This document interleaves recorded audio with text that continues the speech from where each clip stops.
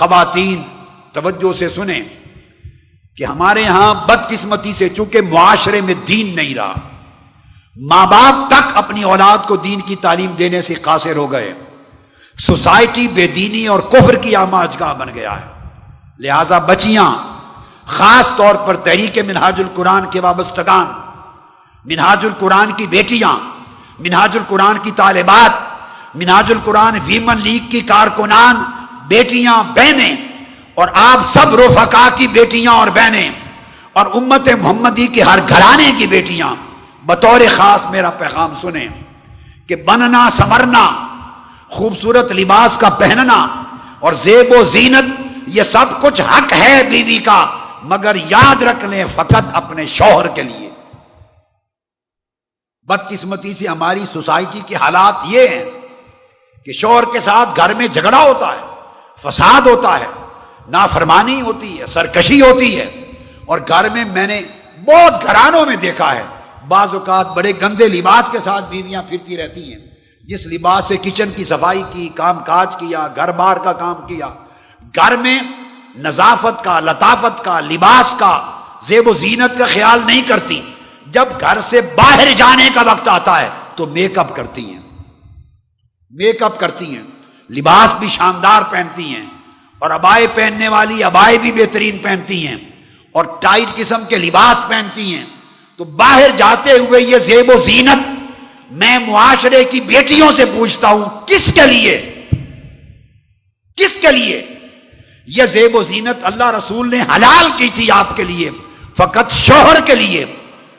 جس کے لیے حلال کی تھی اسے تو یہ مہیا نہ کی، اور باہر جا کے زیب و زینت دکھانا تو حرام ہے، دوزخ خریدنا ہے، جہنم کی آگ خریدنا ہے۔ لہذا میں پورے معاشرے کی بہنوں بیٹیوں کو یہ تلقین کر رہا ہوں کہ خدا کے لیے اس جھوٹی زیب و زینت کی وجہ سے اپنے لیے دوزخ نہ خریدیں، اور جو منہاج القرآن کی بیٹیاں، ویمن لیگ کی بیٹیاں، طالبات، وہ اپنی زندگیوں کو اس طرح سنواریں کہ ان کے لیے خواہ وہ مشن کا کام کر رہی ہیں، خواہ وہ تنظیمات میں کام کر رہی ہیں، ان کے لیے طریقہ ہونا چاہیے کہ اپنی خوبصورتی کو محفوظ رکھیں، شوہروں کے لیے اپنی زیب و زینت کو محفوظ رکھیں، شوہروں کے لیے، اور جب باہر جائیں تو عبائے ٹائٹ نہ سلوائیں، لباس ٹائٹ نہ سلوائیں کہ جسم کے اعضاء کا اندازہ ہو سکے، یہ حرام ہے، یہ دوزخ کی خریداری ہے۔ اب آج کل نوجوان بچیوں میں رجحان ہو گیا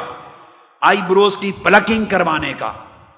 صحیح بخاری اور صحیح مسلم میں آقا علیہ السلام نے آئی بروز کی پلکنگ کو حرام قرار دیا اور فرمایا اللہ کی لعنت ہے ان پر جو پلکنگ کرواتی ہیں آئی بروز کی۔ ہم کس طرف چل پڑے؟